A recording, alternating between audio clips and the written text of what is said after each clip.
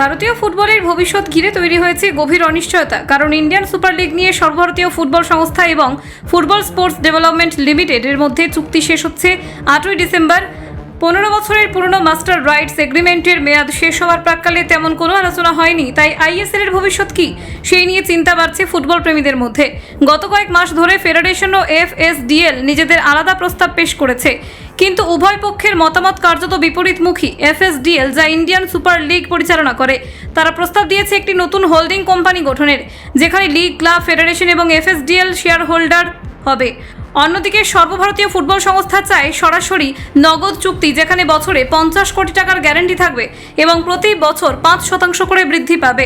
বর্তমানে ফেডারেশনে কল্যাণ চৌবের নেতৃত্বাধীন কমিটি স্পষ্টভাবে আগেই জানিয়েছিল তারা এফএসডিএলকে লিগ পরিচালনার 10 বছরের অনুমোদন দিতে প্রস্তুত এবং পূর্ণ বাণিজ্যিক স্বাধীনতা দিতে রাজি। তবে এই প্রস্তাবে শুধু শীর্ষস্তরের লিগের রাইটস অন্তর্ভুক্ত, জাতীয় দল বা অন্যান্য টুর্নামেন্ট নয়। এই অবস্থানকে এফএসডিএল অগ্রহণযোগ্য বলে জানিয়েছে।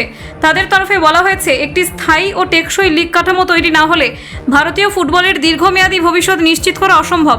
বিশ্বমানের লিগ গভর্নেন্স স্ট্রাকচারের সঙ্গে সামঞ্জস্য না থাকলে ক্লাবগুলির বিনিয়োগ সুরক্ষিত থাকবে না।